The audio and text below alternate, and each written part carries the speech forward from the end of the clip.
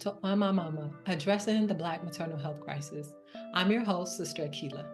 Today's episode is all about 4 common birth interventions and, as a bonus, the 5C assessment tool that you can use if you're offered an intervention during labor. So let's get started. One of the things that I talked about last episode was how birth in the US is intervention intensive, meaning that it's common, it's routine for birthing moms to receive some type of intervention during labor. The issue with that is that these routine interventions are often unnecessary, they're not beneficial, and they can be harmful. Think about it for yourself, right? How does America as a country have such great medical technology, but nationwide there's a maternal health crisis? There's something wrong with that picture because there's something wrong with how we think about birth and how we do birth. So when I say intervention intensive, what do I mean? What is an intervention? An intervention is when someone takes action in a process to change the course of that process or the outcome of that process, usually with the goal of preventing harm or to improve function. Well, that sounds very helpful, right? Well, research shows that many times birth interventions are done more for convenience than for actual medical reasons. Labor and birth are a process, and sometimes in that process, there are emergency medical situations where interventions are necessary. However, interventions should not be routine or standard. With that in mind, let's look at 4 common birth interventions in the order that they typically happen. Number 1, induction. Induction, or being induced, is when your labor is artificially started instead of starting spontaneously or on its own. If, for example, you've been diagnosed with preeclampsia, then you would have a clear medical reason to be induced, since delivery of your baby and the placenta are an effective treatment for preeclampsia. And that makes sense, right? Someone has a medical condition, the treatment for that condition is delivery. So you keep the baby in for as long as is safely possible, and then you start delivery before that medical condition worsens and puts both mommy and baby in jeopardy. That's fine, that makes sense. Now let's talk about something that doesn't make sense. Induction when there's no medical reason. This is induction for convenience, and it's risky. You might ask, okay, well, if it's a medical procedure, it's being done in a medical facility, it's being done by a medical professional, what makes it so risky? I'm so glad you asked. First of all, your due date is an estimate. It's not an exact calculation. Your healthcare provider does not know the exact date that you and your partner conceive. I mean, be for real, you probably don't know. And even when you do, you still don't know when your baby has completed its development enough to be ready to be born, okay? So early induction, especially before 40 weeks without a medical reason, increases your baby's likelihood of having breastfeeding problems and breathing problems, since the lungs are among the last organs to fully develop. Not only that, induction is like the trigger of an avalanche. So let's imagine labor is like a roller coaster ride. It starts slowly, then it picks up speed. The time between your contractions gets shorter and shorter. Then it picks up intensity, right? Your contractions get stronger. And then you push baby out, and that's going down the roller coaster. But here's the thing, when your labor is induced, you don't get to decide where on the roller coaster ride you start, and you don't get to ease into the process. With induction, you set yourself up for a more difficult labor, and you're rolling the dice on how developed your baby is. When your baby and your body are ready to start labor, you'll know because labor will start. Now, let's talk about how labor is induced. There's 2 main ways that happens, okay? One is membrane rupture, also known as membrane sweep or breaking your water. Your baby is inside an amniotic sac, or a bag of waters inside of your uterus. When that sac is intact or unbroken, it protects both your baby's head and your vagina during labor. It typically breaks on its own, the sac, during labor or within 24 hours before starting labor. A membrane sweep, also known as membrane stripping, is when a healthcare professional uses their finger, in most cases, to separate the membrane or tissues of the amniotic sac. Now, that amniotic sac is really powerful, right? It has anti-inflammatory properties, it has antiviral properties, and it has antibacterial properties. So when a woman's water is broken artificially, there's an increased chance of uterine infection, and she typically experiences stronger contractions. Her chances of C-section and umbilical cord prolapse also increase. Umbilical cord prolapse is when the baby comes out either with, when the umbilical cord comes out either with or before baby. Now remember, baby isn't out yet and baby isn't breathing yet. It's labor. So baby is still receiving oxygenated blood from that umbilical cord. And we don't want to do anything to interfere with that, okay? Now, the second method of inducing labor is induction with Pitocin. Pitocin is a method of inducing labor, and it's also the second birth intervention. So if you're not induced with Pitocin, how is Pitocin a birth intervention? Well, quite simply, even when you start labor spontaneously, Pitocin as an intervention is used to quote unquote speed up your labor, right? Pitocin is a synthetic form of oxytocin, which is a hormone that our bodies produce naturally. Also, fun fact, Pitocin is a brand name like Kleenex or Charmin, right? So like the little papers that you blow your nose with, those are actually called facial tissues, but Kleenex as a brand is so popular that most people are like, yo, pass me a Kleenex. The same is true with Pitocin. It's simply a brand name. Pitocin is given through an IV and it requires continuous electronofetal monitoring. So the belly band that we talked about in the last episode. Part of the reason that your baby has to be continuously monitored once you receive Pitocin is because it increases stress on your baby. Being hooked up to an IV and the monitoring also restricts your mobility, which also slows your labor down. Not only does Pitocin increase stress on baby, it also increases stress on your uterus and makes contractions stronger and more difficult to manage.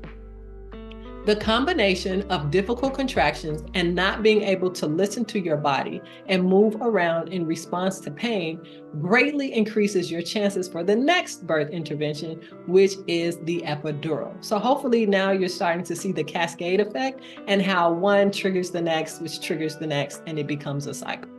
So the epidural. An epidural is a procedure where either an anesthetic or steroid is injected into the space around your spinal nerves, which is called the epidural space, hence the name epidural. So think of your spinal cord like a freeway that connects your body's nerves to your brain. The cars on that freeway are signals, and in this case, they're pain signals, okay? Epidurals numb those spinal nerves, which block pain signals from a certain region of your body, in this case, from the waist down. So imagine we're on this freeway, right? And the freeway is closed down for a couple of miles. So no cars or pain signals can get on the freeway and get to their destination, which is the brain. So that's the way epidurals work to block pain. Now, sometimes birthing moms choose to get epidurals so they don't feel the pain of labor and birth. In cases where a mom has been laboring for longer than she expected and she gets too fatigued, she may choose to get an epidural to get the chance to sleep and kind of, recover and restore her strength. And then also epidurals are a standard procedure or a part of standard procedure in C-sections. Now, I want to take a break for a little minute, and I really want to stress that this is a judgment-free zone. My goal, my intent, is never to make anyone watching or listening to feel guilty or ashamed or regretful, okay? For the most part, we're all striving to do the best we can with what we know. My goal is to help you to increase your knowledge so that you're in a position to make the best, most informed decision possible. It is your baby, it is your body, and you should be educated and informed on the benefits, risks, and challenges that come with the procedures that are being offered to you. So, what are some risks and or challenges that come with epidurals? 1, you may lose feeling in your legs for a few hours, which means you'll have to stay in bed. Even if you don't lose feeling in your legs, your sensation is not as strong and your power is not so strong in your legs once you have an epidural. So either way, you'll have to stay in bed and you'll have to lie down, okay? And we should know by now that the lack of movement, right, staying in one position, especially just on your back, can slow your labor down. In addition to that, the slowing down of the second stage of labor is common with epidurals. The loss of feeling that comes with an epidural may also affect your ability to push, and you may need help giving birth, including with the use of forceps or a vacuum, okay? Lastly, your baby, after you've had an epidural, will need to be closely monitored because epidurals tend to drop mom's blood pressure and drop baby's heart rate. That dropping heart rate or deceleration leads into the next common birth intervention, the C-section, okay? A C-section or cesarean section is a surgical procedure where one or more babies are delivered through an incision or cut in mom's abdomen, stomach area. C-sections can be scheduled before labor starts, or they can occur in an emergency, like when baby's heart rate keeps dropping, whether from an epidural or another cause. Some moms require a C-section due to medical conditions they may have, such as HIV infection, the presence of active herpes sores, or placenta previa, when the placenta blocks the cervix or the opening of the birth canal. In the case that mom has a medical condition or she's experiencing an emergency, it makes sense to have a C-section. For a healthy, low-risk mom, having a C-section to avoid the pain of labor is risky. C-section surgery is a major surgery where a surgeon must cut through several layers of tissue and muscle and the wall of the uterus to deliver baby. Now, the whole purpose of this program is to work to address the Black maternal health crisis, right? And what that means is, quite simply, we are experiencing something called maternal morbidities. These are complications that are very severe that don't just stop at complications, but they're leading to our mortality. So we're not surviving pregnancy and we're not surviving childbirth. So keeping that in mind, when we look at maternal morbidities or the conditions that are contributing to or causing pregnancy-related deaths, such as blood clots, sepsis, or like a full body infection, and hemorrhaging, which is bleeding from a damaged blood vessel, they are all possible complications of a C-section.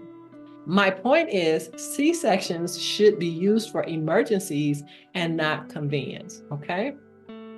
Having a more accurate expectation of the labor process and birth helps to dispel the myth that something is wrong and it's time to intervene.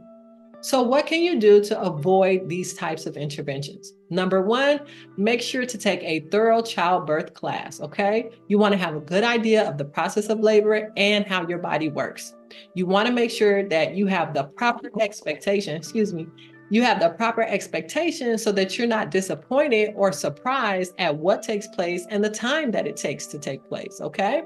Number two, discuss interventions with your healthcare provider before birth, right? Before you get in that delivery room, you don't want to be learning when you're contracting. You don't want to be learning when you feel like you're under pressure, you feel vulnerable, you feel like the safety of your baby is in jeopardy. You want to have these conversations and be familiar with the standard or common procedures of your OB and the hospital that you're birthing in before you begin labor, okay?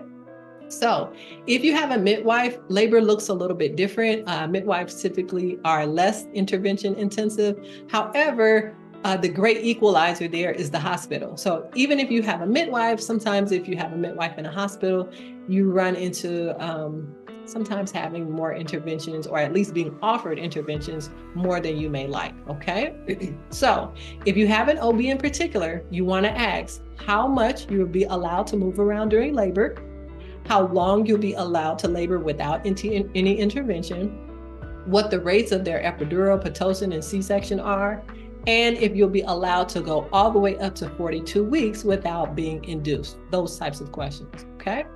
Number three, if you're planning to deliver in a hospital, you want to labor at home as long as you safely, comfortably can, okay? Some of these things can be avoided just by getting through those difficult parts of labor, the beginning stages of it at home. And of course, the earlier that you get your epidural, if you choose to get an epidural, then the slower your labor goes, it kind of slows it down. And then Pitocin can be used to speed it up, and then the contractions get stronger, and then there's a possible C-section. So it really becomes a cycle, okay? So try to labor as much as you can at home, as safely and as comfortably as you can. And you can always choose to receive care and deliver at a birth center, right? And birth centers have a completely different model of care than the intervention intensive hospital model, okay? Number 4, hire a doula. Doulas are wonderful at providing comfort for birthing moms, and they reduce the use of necessary interventions like greatly. They reduce epidural use, they reduce Pitocin use, they reduce C-section rates. They're awesome. Now, let's take a look at what I call the 5C assessment tool. These are 5 questions that you can ask to help you decide whether or not you should have an intervention. So imagine this, labor is here, you're birthing, you're preparing to birth, and you're offered an intervention. Before you decide to say yes or no, you can ask these questions and make sure that you know this information and you feel secure in the information you know before you make your decision, okay? So these are my 5 C's. C number 1 is clear. Are you clear on what's being offered and why it's being offered or suggested? Number 1, you should know the name of the intervention and you should know the reason why this intervention is being offered or suggested to you, okay? Number 2, C2, challenges. What challenges come with this intervention? You can ask the healthcare provider that, hey, you're saying that I need an epidural or you're saying that I need a C-section. What are some of the challenges? You should know the possible side effects or complications, and you should know the risks and benefits of any intervention or procedure that you have. C3 is choices. What are all my choices available? You should know the available alternatives to this intervention, right? So say, for example, if you are offered Pitocin to speed up your labor, and you haven't been laboring very long, but things have kind of slowed down, there may be an opportunity for you to maybe shift your position in the bed, maybe to stay on the bed on your knees with your back facing the end of the bed and your head facing the forward, and to move around a little bit, and that may help to get things going, okay? And C4, compelling. Are the benefits of this intervention compelling? You should strongly believe, after you've gotten the information from C1 through 3, you should strongly believe that the outcome of this intervention is undeniably good for you and for baby, okay, before accepting to have that intervention. C5 is consequence. What are the consequences of declining this intervention? You should know what happens if you choose not to accept the intervention that you're offered, okay? The point of the 5C assessment tool is to guide you to gather information so that you feel empowered to make an informed, educated decision on how you labor. Remember, it is your body, it is your baby, and it is your labor. So you want to make sure that you're informed and you're comfortable with the interventions and all the procedures that you have, okay? If you would like more information on birth and all things pregnancy, you can head on over to kiamawellness.org/QBWC and buy the Black Girl's Guide to Surviving Pregnancy. To support our mission to turn the Black maternal health crisis around, you can donate what you can at kiamawellness.org/donate. And as always, thank you for the privilege of your time. Peace.